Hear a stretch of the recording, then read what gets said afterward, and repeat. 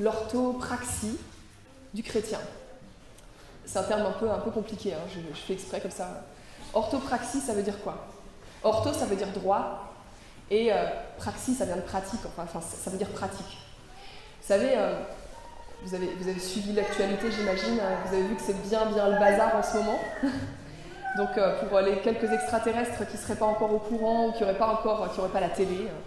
Donc il y a un grand mouvement de revendication en ce moment qui prend la forme de gilets jaunes, en fait, donc des personnes qui ont réagi très vivement à une taxe du gouvernement sur l'essence. Et ça aboutit à un mouvement très massif de contestation qui va dans les rues, qui va jusqu'à bloquer vraiment les axes routiers pour dire on en a marre. En fait, c'est un peu la goutte d'eau qui fait déborder notre vase. Et donc, ces personnes qui sont dans la rue, en fait, c'est grosso modo la classe moyenne qui a un quotidien qu'elle estime dur à vivre et qui a utilisé cette goutte d'eau pour protester, en fait, finalement, et puis pour faire entendre sa voix. Et donc, le gouvernement a reculé récemment sur cette taxe, a dit « Ok, on ne taxe plus ». Mais finalement, cette révolte, elle est là. Parce que vous savez que quand des gens qui sont poussés dans la rue pour se révolter, c'est qu'il y a une colère qui est là. Et cette colère, elle ne s'est pas apaisée parce que finalement, qu'est-ce qui se passe? Les gens qui sont là dans la rue et puis qui ont commencé un mouvement, finalement, ils se rendent bien compte que si maintenant ils retournent à leur quotidien il sera toujours pareil. En fait, il n'aura pas changé. Et finalement, s'ils sont dans les rues, alors je ne définirai pas aujourd'hui si je suis d'accord avec ce mouvement ou pas. Justement, c'est vraiment ce que je veux nous amener tous à faire, c'est à réfléchir et à se positionner. Mais nous, chrétiens, dans tout ça, qu'est-ce qu'on fait? Donc justement, ces gens-là, maintenant, ils sont dehors. Et maintenant, ils se rendent compte que leur vie, elle va être toujours pareille et que s'ils rentrent, ils vont trouver exactement la même chose que ce qu'ils ont quitté quand ils sont venus dans les rues. La colère ne part pas comme ça. La révolte ne part pas comme ça. Et surtout, l'ennui d'une vie qui ne nous plaît pas ne part pas comme ça, ne part pas avec un mouvement de foule et il ne part pas juste avec un truc qui cède au niveau de l'État. Et donc, nous sommes là avec un grand bazar parce que voilà, nous sommes bloqués, nous avons des personnes dans les rues qui continuent d'agir, etc., de hausser le ton, de faire des choses. Parfois, ils le font de manière très pacifique, parfois, il y a des personnes qui sont violentes. Et en fait, voilà, la question que vous vous posez peut-être, ou peut-être que vous ne vous posez pas la question, je sais qu'il y a des chrétiens qui se sont engagés dans le mouvement parce qu'ils estiment que c'est juste. Il y en a d'autres qui sont juste là en train de se dire, d'observer, de se dire, on ne sait pas trop quoi en penser. Il y en a d'autres qui prennent une distance et puis qui se disent, c'est n'importe quoi, c'est pas comme ça qu'on règle les choses, et qui jugent le mouvement au contraire et qui se disent, voilà, vous avez tout faux. On a toutes les attitudes parmi les chrétiens. Et moi, je me suis dit, en fait, si on se rassemble ici, et qu'on a dans l'actualité un gros morceau qui nous concerne absolument tous, le Seigneur veut qu'on en parle en fait. Il veut qu'on se pose la question avec le Saint-Esprit, finalement, le chrétien dans tout ça, il fait quoi? Quelle est l'attitude juste? C'est pour ça que je posais la question de cette orthopraxie, parce que vous savez ce que c'est que l'orthodoxie. L'orthodoxie, c'est le fait de confesser une saine doctrine. L'orthodoxie, c'est le fait de se dire, c'est tout ce qui est attaché à la connaissance du plan de salut de Dieu, en fait, dans le monde. Ça, c'est l'orthodoxie. Et en fait, il y a beaucoup de chrétiens qui se contentent de connaître, d'approfondir, d'écouter cette orthodoxie, de se laisser bercer par l'orthodoxie. Mais il n'y a pas que l'orthodoxie, en fait. Il y a l'orthopraxie. Et l'orthopraxie, c'est cette capacité de mettre ce qu'on entend, ce qu'on sait être bon et vrai, en pratique. C'est cette capacité de faire passer ce qui est dans notre cerveau, dans notre tête, dans nos pensées, ce qui ordonne nos pensées et que Dieu veut, en pratique, en action. Et entre les deux, il y a l'orthopathie, un nouveau terme, tiens. L'orthopathie, c'est les sentiments justes, en fait. Parce qu'on peut avoir une bonne orthodoxie, on peut avoir une bonne connaissance des choses de Dieu, des choses bibliques. On peut avoir même un comportement qui est reconnu comme étant correct, qui manifeste que tu es un bon chrétien. Mais entre les deux, si cette orthopathie, si ces bons sentiments, si ces sentiments ne sont pas accordés au cœur de Dieu, en fait, il manque aussi un truc. Et moi, j'ai remarqué que bien souvent, en fait, en tant que chrétien, on fait un peu des sauts dans les deux. On a cette orthodoxie. Parfois, on se dit « Ah oui, mais c'est vrai, il faut que j'agisse. Alors, je vais agir. Ok, il faut que je le fasse. » Vous savez, c'est un peu la théologie des œuvres. On sait ce qu'il faut faire. On sait que, théoriquement, il y il y a un lien entre ce qu'on confesse et ce qu'on fait, et donc hop, on se met en marche, on le fait, mais on le fait un peu parce qu'il faut le faire. Et entre les deux, il n'y a pas forcément cette orthopathie. Et moi, ce que je voudrais pour moi-même, en fait, ce que je voudrais pour chacun d'entre nous, c'est que en fait, mon cœur soit connecté à Dieu. Parce que sinon, je suis perdue finalement entre une connaissance et une pratique qui finalement, qui en fait peuvent avoir l'air d'être correctes, mais qui en réalité ne sont pas selon le cœur de Dieu. Et je trouve que c'est important pour nous chrétiens de se poser la question, est-ce que je rejoins tous les mouvements de foule? Est-ce que j'observe juste en attendant que ça se passe? Est-ce que je juge avec une distance bien critique et bien condescendante? Qu'est-ce que je fais dans tout ça, quoi? Il y a des gens, ils sont dans les rues, il y a des gilets jaunes, la revendication semble juste, en même temps il y a des violences, etc. etc. Qu'est-ce que je fais? En fait, frères et sœurs, moi je suis persuadée que le fait d'être chrétien nécessite en fait de se poser des questions sur ce qui nous entoure. Parce que si on s'implique à tout va, je pense qu'on fait des vraies erreurs. Si on s'implique dans tous les mouvements de foule, sans réfléchir, je pense que c'est une vraie erreur.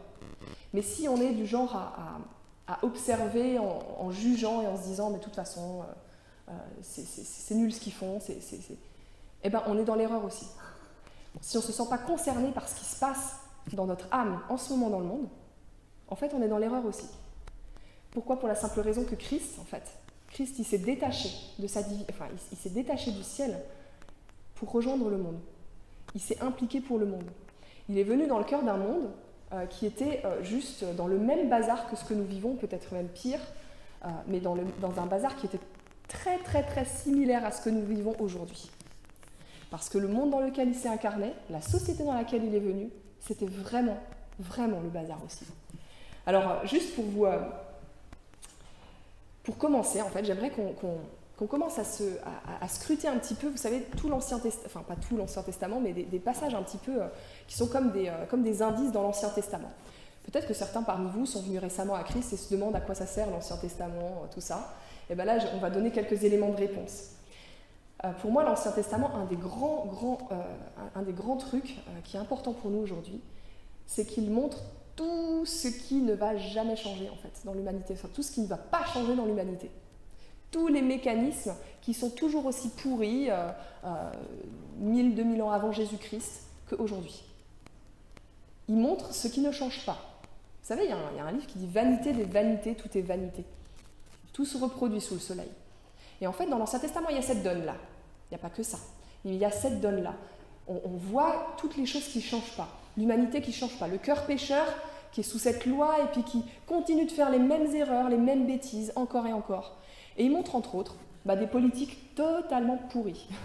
Des politiques qui s'enchaînent et qui à un moment sont dans la galère, qui appellent Dieu, mais qui après oublient Dieu. Et puis qui s'associent à d'autres puissances spirituelles, et puis qui repleurent et rebelottent et rebelottent.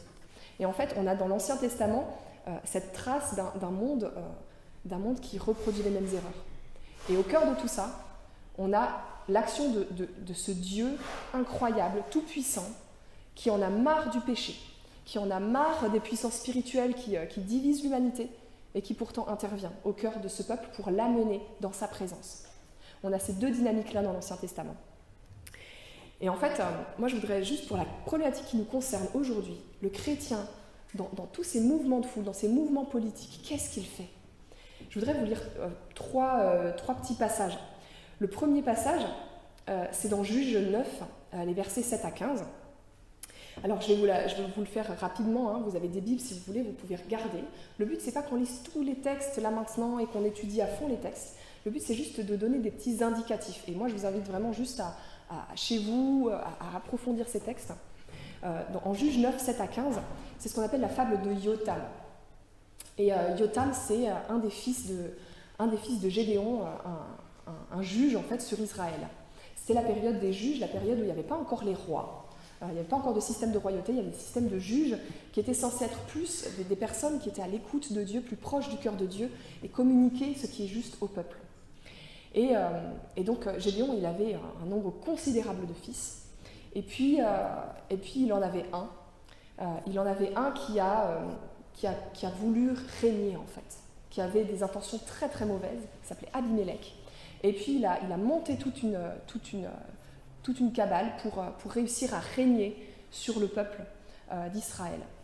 Et en fait, il a réussi à faire massacrer tous les fils de Gédéon et à convaincre le peuple de l'élire comme roi, de l'élire lui comme gouverneur sur eux. Et il y a juste Jotham qui a réchappé à tout ça, le dernier fils de Gédéon qui a réchappé à tout ça. Et puis il est allé crier sur la montagne, et il a fait ce qu'on appelle, il a crié ce qu'on appelle cette fable, qui était en fait à la fois destinée à Abimélec lui-même, mais qui était destinée aussi à tout le peuple. Et cette fable, elle raconte que un jour il y avait, alors attendez, je vais quand même essayer de la trouver. Donc si on peut trouver Juge 9, est-ce que tu peux trouver ça? Est-ce que tu peux l'afficher? On va quand même l'afficher.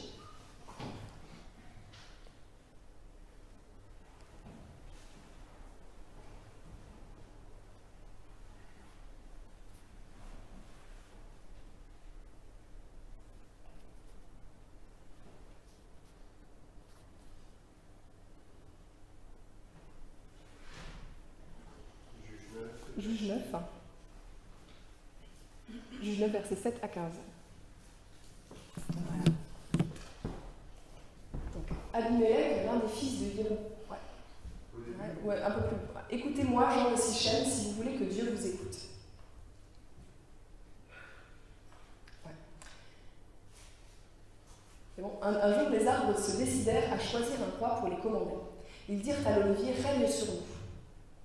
Mais l'olivier répondit, devrais-je renoncer à produire mon huile, avec laquelle on honore Dieu et les hommes, pour aller me pavaner au-dessus des autres arbres? Alors les arbres dirent au figuier, viens toi, règne sur nous. Mais le figuier leur répondit, vais-je renoncer à produire des fruits exquis et sucrés pour aller me pavaner au-dessus des autres arbres? Puis les arbres dirent à la vigne, viens toi, régner sur nous. Mais la vigne leur répondit, vais-je renoncer à produire mon vin qui réjouit Dieu et les hommes pour aller me pavaner au-dessus des autres arbres? Finalement, tous les arbres dirent au buisson d'épines, viens donc, toi, règne sur nous. Et le buisson d'épines leur répondit, si de bonne foi vous voulez faire de moi votre roi, venez vous abriter sous mon ombrage.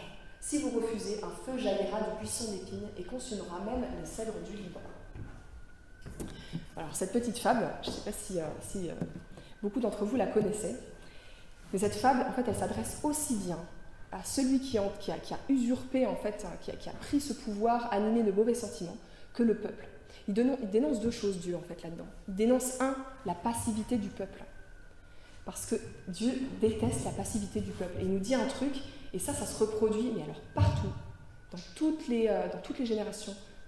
La passivité du peuple. Le peuple est passif. Le peuple observe et il regarde ce qui va se passer. Il regarde qui va se proposer comme aux élections, aux prochaines élections. Il regarde la télé et il regarde et il attend. Il attend que finalement il y ait une impulsion, il y ait un vent qui tourne, etc., etc. Et Dieu dénonce cette passivité à travers cette fable qui a été retenue dans la Bible. Et il leur dit, finalement, vous avez demandé qu'on gouverne sur vous, vous demandez qu'on vous domine, et en plus, après, vous êtes capable de vous laisser dominer par un buisson d'épines.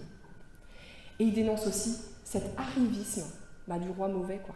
Cet arrivisme de ceux qui finalement vont chercher la gloire et vont finalement gouverner pour le malheur du peuple et non pas pour son bonheur, non pas pour sa paix, etc., etc. Donc ça, c'est un premier indice quand même. Un premier indice que Dieu donne dans la Bible. Il y a des choses qui ne se reproduisent pas. C'est la passivité du peuple, qui veut absolument se laisser dominer et qui attend qu'on le domine, en fait. Et cet arrivisme des gens mauvais. Parce qu'il y a toujours des gens qui sont animés d'intentions mauvaises et qui ont envie de dominer. Il y en a toujours. Il y a toujours des brebis et il y a toujours des loups. Il y a toujours les deux. Et ça ne change absolument pas. Il y a un autre passage, c'est dans 1 Samuel 8, donc c'est les versets 10 à 19. Et donc ça, c'est le passage entre la période des juges et la période des rois. Donc la période des juges, c'est justement ce qu'on vient de décrire là. Enfin, c'était des personnes qui étaient en connexion avec Dieu et qui avaient pour vocation de communiquer cette proximité de Dieu au peuple, de communiquer ce qui est juste. C'est déjà un système humain, les juges. C'est déjà un système humain. Mais c'est un système qui gardait en fait cette proximité avec le cœur de Dieu. Et puis tout d'un coup, on a le peuple d'Israël qui voit qu'à côté, là, les autres peuples limitrophes, ils ont un système de roi. Et en fait, ça a l'air beaucoup plus sympa, en fait. Ça a l'air beaucoup plus pimpant, bien ordonné, etc. Et puis ils aiment bien cette idée de se faire dominer par quelqu'un qui a de la prestance, quoi. Et le peuple, il demande un roi. Et voilà. Ouais, est-ce qu'on peut lire juste à partir du verset 18, en fait? Et puis en fait, donc, Dieu, à travers son prophète, estime que, ok, il va leur donner un roi. Il va donner un roi à ce peuple, mais en même temps, il va les avertir sur ce qui va se passer inévitablement avec le roi. Pourquoi? Parce qu'en fait, à la base, Dieu n'a pas créé l'être humain pour être dominé. C'est une petite banalité, ça. Mais Dieu n'a pas créé l'être humain pour qu'il soit dominé par un autre homme. Il l'a créé pour être en relation avec lui. Et en fait, ces êtres humains qui demandent une domination, c'est profondément contre le cœur de Dieu. C'est profondément pour lui le signe d'une révolte contre la simple obéissance à la parole de Dieu directe. Et finalement, il dit... Ouais, tu ne le trouves pas? Ouais, ça prend du temps. On va prendre à partir du verset 18. Et il leur décrit en fait, donc à travers le prophète Samuel, il décrit à ce peuple tout ce qu'ils vont devoir supporter finalement s'ils acceptent un roi. Et le peuple dit, bon ok, on accepte quand même. Il leur dit grosso modo qu'ils devront payer un dixième. Grosso modo que le roi, il va prendre des personnes pour sa bureaucratie entre guillemets, vous voyez, pour son palais, pour sa gloire propre. Et ils disent, ok, on veut quand même un roi, on est au courant. Et puis il leur dit, ce jour-là, vous lamenterez à cause du roi que vous aurez choisi, mais l'Éternel ne vous écoutera pas. Et il dit cette chose qu'en fait, le peuple désire, en fait, souvent il en vient à ce moment où il pleure sur des résultats dont il chérit les causes. Vous connaissez ce proverbe. Il pleure sur les effets dont il chérit les causes. Et finalement, ce peuple aime se faire dominer. Ça, c'est quand même une énorme donne et c'est une grosse remise en question pour nous, chrétiens. J'ai conscience de ce que je dis, j'ai conscience que c'est énorme pour certains. Mais qu'est-ce qu'on est en train de dire là? On est en train de dire qu'en fait, il y a une sorte d'adéquation entre le peuple et son gouvernement. Il y a une sorte de lien, quoi. C'est énorme ce qu'on est en train de dire. Mais ça, c'est la Bible. C'est la Bible qui le dit, c'est Dieu qui le dit. Vous jetez-moi des tomates après si vous voulez, mais c'est Dieu qui le dit. Et Dieu prévient que le gouverneur et les gouvernés, quelque part, ils sont tout autant pécheurs. Ils sont tout autant pécheurs. Révélation du siècle. Macron n'est pas plus pécheur que vous. Vous étiez au courant de ça? Si quelqu'un pense que Macron est plus pécheur que lui, c'est le moment de se repentir. Si quelqu'un pense que parmi les gilets jaunes qui ont cassé les voitures, il y a des gens qui sont plus pécheurs que lui, il est urgent qu'il se repente en fait. Parce que Dieu dit, non mais en fait il y a un lien. Celui qui vous gouverne, c'est un humain comme vous en fait. Vous attendez quoi? Si vous attendez qu'un humain vous gouverne, vous attendez que des choses qu'il y a dans votre cœur se manifestent du haut de la gloire de cet homme. Des choses qu'il y a profondément dans notre cœur se manifestent du haut de la gloire et de la puissance d'un homme. Imaginez ce que ça produit. Il y a encore ce passage, c'est dans Proverbe 29, c'est quelques petits versets. Je vais les lire rapidement, il y a le verset 2.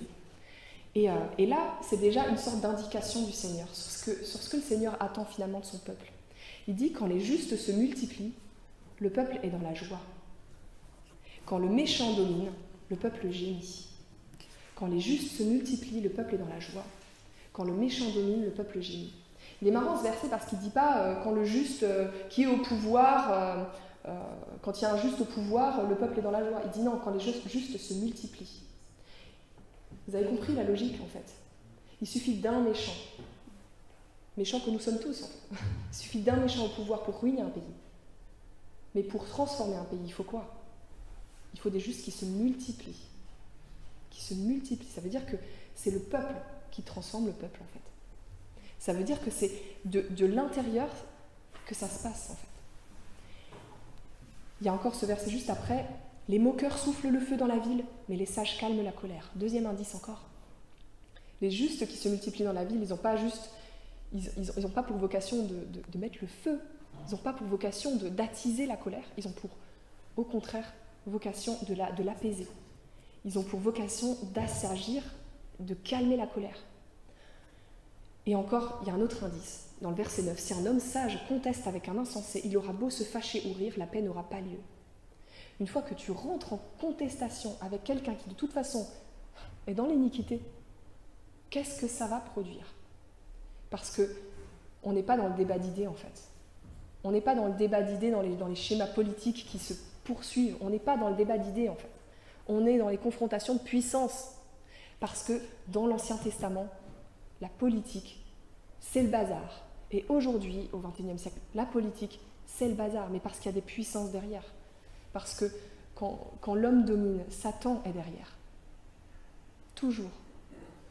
Et là, on a quand même un vrai signe dans l'Ancien Testament sur ce que Dieu estime finalement un combat perdu, et par contre, ce qui nous indique comme étant la voie de la sagesse. Il indique déjà ce que c'est que la voie de la sagesse. La voie de la sagesse, c'est que les justes se multiplient, qu'ils calment la colère et qu'ils fassent de bonnes actions. On y vient. Je viens à la personne de Jésus. Je viens à notre Dieu, notre Seigneur, Jésus-Christ. Lui aussi, quand vous regardez dans quoi il a mis les pieds, vous voyez que la politique ne change pas. Regardez, à l'époque où il est venu, il y avait des courants politiques, il y avait les Sadducéens, il y avait les pharisiens, il y avait les Esséniens et il y avait les Zélotes. Voilà. Hein, c'était aussi compliqué qu'aujourd'hui. Il y avait plein de courants. Et encore, il y avait des gens qui étaient un petit peu entre les deux, tout ça. Il y avait plein de complexités. C'était pas plus simple qu'aujourd'hui. Les Sadducéens, si on devait faire des comparaisons, moi je me suis amusée avec mon mari à imaginer, bon, allez, c'est quoi les comparaisons qu'on pourrait faire? Les Sadducéens, c'est un peu la République en marche en fait. Hein, c'est un peu la représentation, c'est ça en fait. Les pharisiens, c'est un peu l'UMPI qui grappille des places là, qui essaie d'avoir ses voix et tout. Et dans les structures décisionnelles, les Esséniens, c'est un peu... Alors les Esséniens, on a cherché, on s'est dit, mais c'est quoi les Esséniens? Ah ouais, c'est les royalistes là. C'est les royalistes qui attendent là, qui observent, ils attendent le bon moment pour placer leur roi. Et il y avait les Zélotes. Les Zélotes, c'est facile, c'est les gilets jaunes. Les Zélotes, c'est ceux qui sont dans la révolte et puis qui disent « Allez, on y va, on va dans les rues, on va mettre le feu et tout, et on va nous entendre. » Voilà, là vous avez la comparaison en fait. Vous avez des... C'est pareil en fait, ça ne change pas. Les mouvements politiques étaient déjà à l'œuvre. Et on avait, à côté de tout ça, on avait un peuple qui attend la rédemption. Mais qui attend la rédemption sur terre. Et on avait toutes ces mêmes attentes qu'on a aujourd'hui. Des courants politiques et un peuple qui gémit, un peuple qui attend, mais qui en fait veut surtout que ça change maintenant, quoi. Il veut que ça change dans son quotidien, il veut... voilà, alors il y a la tentation d'aller dans les rues et tout, mais en même temps, bon... je sais pas tout à fait, j'ose pas tout à fait, mais quand même, je suis avec eux, je suis d'accord, etc. On avait toutes les mêmes choses. Donc la situation de Jésus, c'était profondément la même qu'aujourd'hui. Et quelle est la réponse de Jésus face à tout ça? La réponse de Jésus, c'est par exemple Jean 18, 36, quand il est face à Pilate, qu'il est prêt à être crucifié, qu'il est en apparence totalement soumis et qui dit « Mon royaume n'est pas de ce monde ». Ça, c'est une des réponses de Jésus. Il y a une autre réponse de Jésus, c'est en Luc 20, 22 à 25. Quand il y a des pharisiens qui viennent lui tendre un piège et qui viennent lui dire « Est-ce qu'on doit payer notre impôt ?» Hein, vous voyez la ressemblance avec aujourd'hui. Est-ce qu'on doit payer l'impôt? Est-ce qu'on doit payer cet impôt qui est totalement injuste là, à César? Est-ce que c'est juste? Ils savent que c'est un piège. Parce que si Jésus répond oui, c'est juste, eh bien, il est contre tout ce peuple qui gémit, il est contre la justice, et s'il dit non, il est contre César. Et Jésus répond, regardez sur cette pièce, regardez l'effigie qu'il y a dessus, rendez à César ce qui est à César. Il dit ni plus ni moins, rendez à César ce qui est à César, et il rajoute après, rendez à Dieu ce qui est à Dieu. Parce que rendre à Dieu ce qui est à Dieu, c'est là la plus grande des révolutions. Et il y a encore ce passage en Luc 13, 31 à 33. Et là, c'est une autre tentation des pharisiens. Ce même jour, quelques pharisiens vinrent lui dire « Jésus, va-t-on par d'ici, parce que Hérode, donc, le gouverneur, veut te tuer. » Il leur répondit « Allez et dites à ce renard, voici, je chasse les démons et je fais des guérisons aujourd'hui et demain, et le troisième jour, j'aurai fini. C'est bizarre ça. Il leur dit, allez et dites à ce renard, vous voyez l'estime qu'il avait pour Hérode. Il sait qu'il est rusé, il sait que les gouvernements sont corrompus. Allez lui dire à ce renard, moi ce que je fais c'est l'œuvre de Dieu. Je libère, je guéris, je proclame la bonne nouvelle, je chasse les démons. Voilà ce que je fais, voilà l'œuvre de Dieu. Mais je la ferai que 2 jours. Il est très intelligent Jésus, parce qu'il est en train de leur dire, allez dire à ce gouverneur qu'en fait en ce moment je suis en train de faire rien contre lui. Parce qu'en fait je fais l'œuvre de Dieu et en plus je la fais pas longtemps. Il est en train de dire avec cette intelligence à ce gouverneur que finalement il a tout à gagner à le laisser agir pendant ces 2 jours, qu'il n'a rien à perdre. Et vous savez, ça me fait penser, nous en fait on avait fait ça il y a quelques années, on avait distribué des petits gâteaux sur l'axe commercial des Trois Fontaines, et on avait mis des versets bibliques. Et puis c'était juste après des épisodes de terrorisme en fait, et juste après des attentats. Et on avait très très peur pour ce projet, parce qu'on s'était dit, on était avec quelques communautés protestantes, on s'est dit, bon là, il vient d'avoir des trucs religieux liés à l'islamisme extrémiste, et on risque fort en fait de se prendre un gros râteau de la mairie. Ils ne vont pas vouloir qu'on vienne avec notre truc de versets bibliques, etc. Et on avait décidé dans la demande de rien cacher en fait, de dire bon, voilà, nous on va propager des messages de la Bible, d'encouragement, de bonnes nouvelles, en même temps et avec des petits gâteaux. Et en fait, on avait eu peur en fait de la réaction de la mairie. Et paradoxalement, en fait, ce qui s'est passé, c'est que ça donnait l'occasion d'expliquer que ce que nous allions faire, au contraire, était une démarche de paix après une période où la religion signifiait des bombes, quoi. Et en fait, la mairie a totalement été capable de comprendre ça, et elle l'a même validé. Elle a dit « Ouais, vous avez raison, faites ça, parce que ça ne va pas contre notre gouvernement, en fait. » Et nous, en même temps, donc eux, ils ont vu à moyen terme, ils ont vu à court terme. Et nous, nous avons été autorisés à agir à long terme pour la gloire de Dieu. C'est un peu ce que fait Jésus, là, en fait. Il est en train de temporiser avec un gouverneur qui est un renard, qui est quelqu'un de profondément injuste, quelqu'un qui veut le tuer. Il est en train de temporiser, en train de lui dire « T'as rien à perdre à ce que j'agisse là. Je chasse des démons. » Et vous savez, à l'époque, ça parlait de chasser des démons. Je chasse des démons et je guéris des malades. Je fais rien de mauvais, t'as rien à y perdre. Et en réalité, ce qu'il est en train de faire, c'est une révolution qui dure encore jusqu'à aujourd'hui et qui continue encore. En réalité, Hérode avait bien à craindre pour sa gloire personnelle, parce que celle qui apparaît par l'œuvre de Jésus, là, c'est la gloire de Dieu faite chair. Donc c'est juste énorme. La troisième des choses, la troisième des manières dont on peut tirer modèle de Jésus, c'est que Jésus vient pour ceux qui étaient perdus. Il vient chercher ceux qui étaient perdus. Et là, c'est une des révolutions du siècle. C'est ce que j'ai dit tout à l'heure, c'est que votre gouverneur n'est pas plus pécheur que vous. Il est exactement aussi pécheur que vous.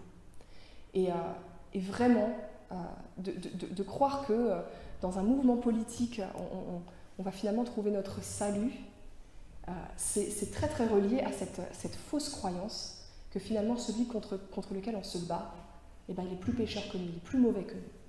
Alors qu'en réalité, ce que nous dit Jésus, c'est que nous sommes tous perdus dans ce monde, en fait. C'est que les gilets jaunes sont perdus dans ce monde.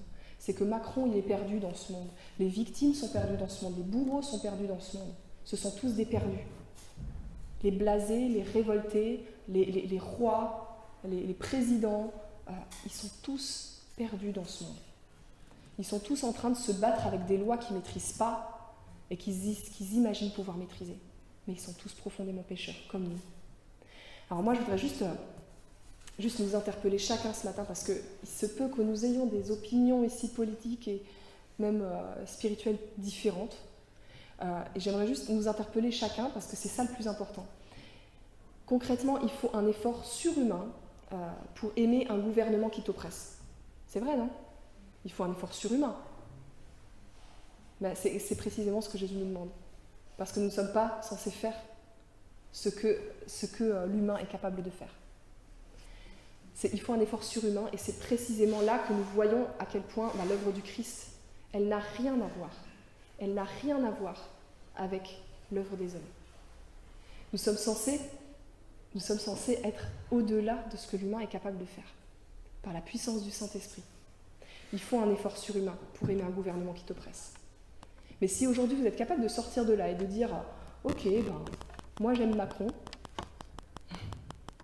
il est complètement pécheur, je suis totalement pas d'accord avec ce qu'il fait, je réprouve totalement sa politique pour les quelques pourcents les plus riches.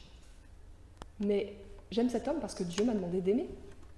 Et parce que, parce que en plus, il est même dit prier pour vos autorités. Si nous sommes capables de dire ça alors que nous sommes oppressés, s'il y a des gens qui s'estiment vraiment oppressés par les directions qui ont été prises de ce gouvernement et qui ressortent là en disant « ok, moi j'aime parce que Dieu m'a demandé d'aimer, parce que Jésus m'a demandé d'aimer ».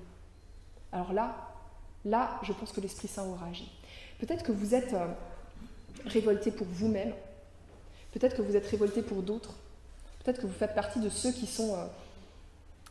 estiment qui s'en sortent plutôt bien, mais qui sont révoltés pour ceux qui sont encore plus pauvres qu'eux, pour les personnes qui voient. Et ça, c'est encore plus dur.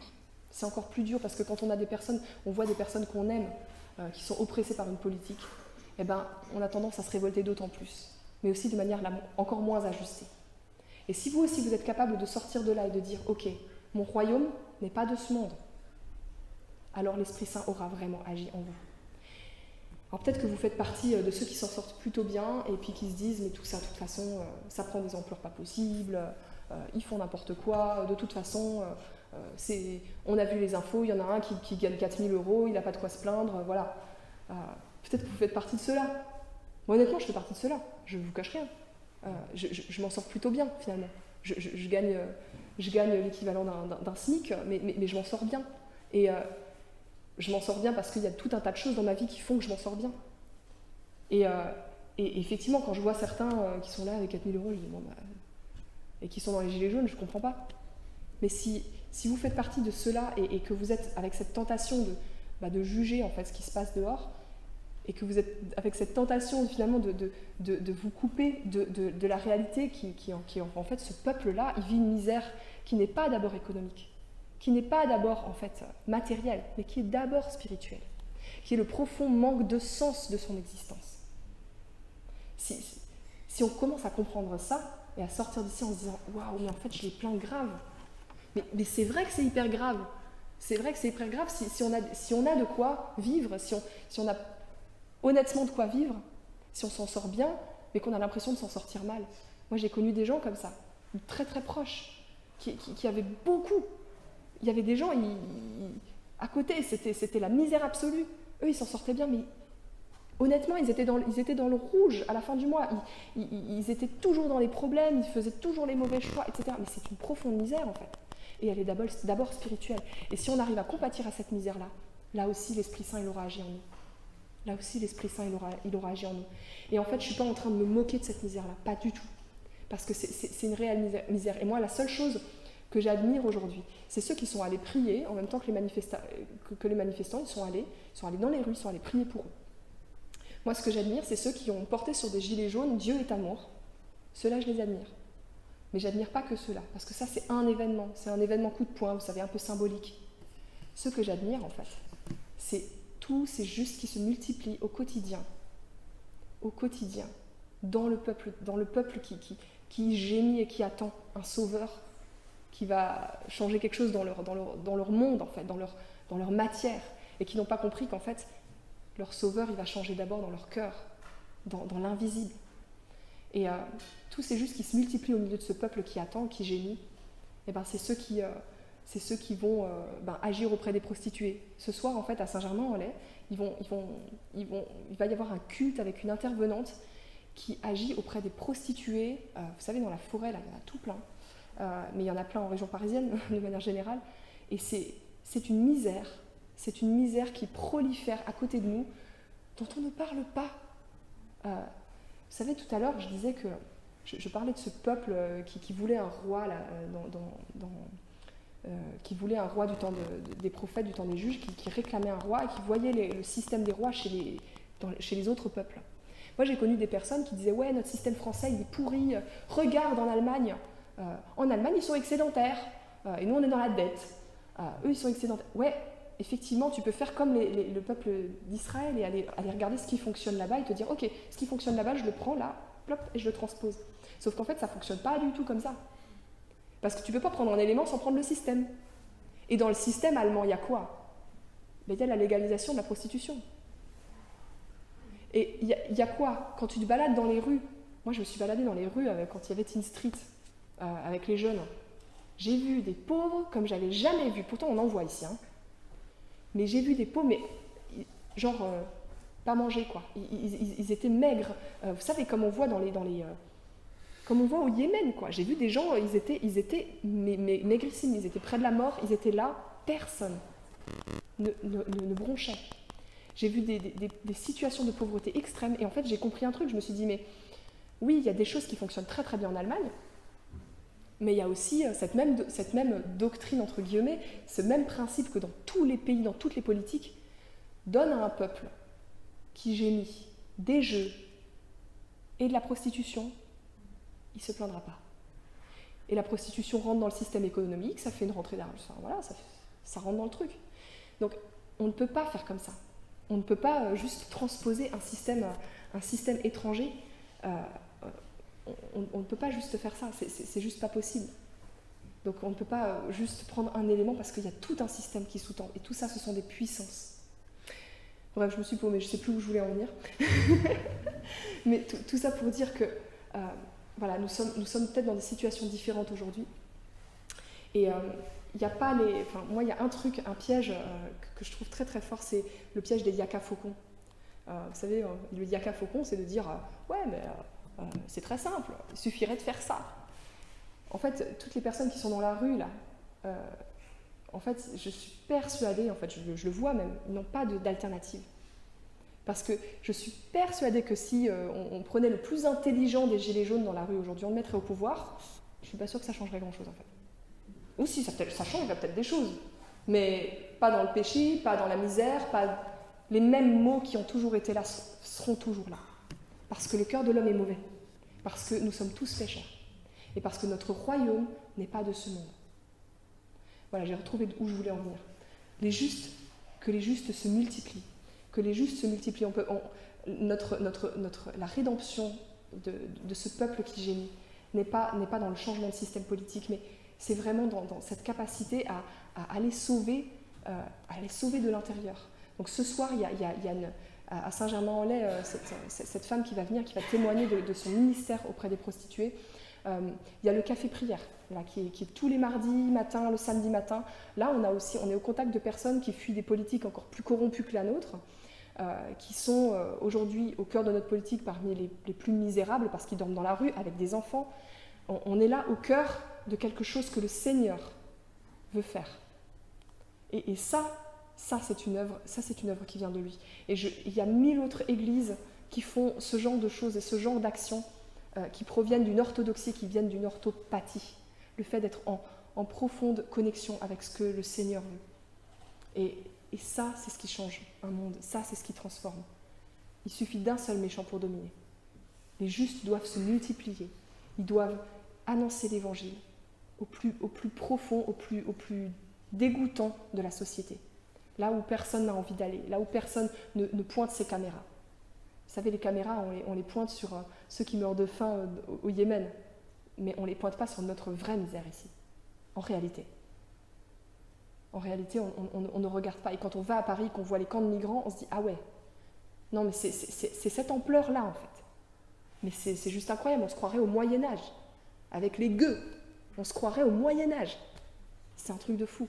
Les prostituées qui sont là, qui ont été ramenées en France avec des systèmes pas possibles, qui pensaient qu'elles allaient trouver un boulot stable et qui se retrouvent obligées de vendre leur corps. Elles ne le veulent pas, ces femmes. Elles ne le veulent pas, c'est une misère dont personne ne parle. Donc voilà, les justes qui se multiplient, voilà la rédemption de notre monde. Et je ne sais pas où on en est chacun d'entre nous, mais je sais qu'on a tous une capacité de se mettre en empathie avec le Seigneur, d'avoir cette orthopathie maintenant, qui va faire la connexion entre ce que nous recevons chaque dimanche, ce que nous recevons chaque fois que nous ouvrons la Bible, et que nous puissions faire cette connexion avec ça, et nos mains, et nos pieds, et nos bouches, nos actions de tous les jours. Je vous invite à terminer dans la prière. Ouais, Père Céleste, c'est un sujet énorme en fait que tu nous confies ce matin, que tu confies à nos cœurs, parce que nous sommes pris dans la révolte actuelle de personnes qui vivent une vraie misère en fait. Nous sommes peut-être nous-mêmes à certains moments dans cette misère-là. Peut-être que nous nous estimons parmi les floués de ce système. Peut-être que nous sommes dans l'incompréhension totale. Et Seigneur, nous sommes au cœur d'un monde qui souffre. Ça, c'est la réalité. Et ça ne change pas depuis que le monde est monde, depuis que le péché est péché. Père éternel, nous avons besoin de ton discernement aujourd'hui. Que ton Esprit Saint nous oriente pour faire le lien entre ce que nous recevons de toi, ce que nous savons être juste et bon, ce que ton cœur dit, ce pourquoi il vibre aujourd'hui, et ce que tu nous attends, ce à quoi tu nous attends concrètement, ce que tu veux nous orienter à faire concrètement dans ce monde. Oui, Père, donne-nous cette connexion ce matin, donne-nous cette capacité à faire le lien et à voir en quoi nos vies à chacun sont à un endroit stratégique de ton règne, à un endroit stratégique pour toi, pour que l'annonce de la bonne nouvelle soit effective et qu'elle libère des démons, qu'elle guérisse des malades. Oui, nous voulons être comme Jésus, qui fait cette œuvre de Dieu au cœur d'œuvres humaines, des œuvres de Dieu qui sont en court terme, pas forcément en contradiction directe avec les politiques, les mouvements, etc., mais qui au moyen terme et au long terme sont des révolutions, comme on n'en a jamais vu. Oui, Seigneur, nous nous déposons entièrement en toi, nos vies, nos âmes, nos corps, pour être à ton service dès maintenant. Et nous prions ton Saint-Esprit de faire cette œuvre de repentance en nous, pour que si jamais nous sommes entrés avec une colère mal ajustée, avec une révolte qui ne vient pas de toi, avec une action qui n'était pas bien alignée, eh bien que nous ressortions différents, Seigneur. Que nous ressortions avec ta vision claire, limpide, juste et vraie. Au nom de Jésus-Christ. Amen.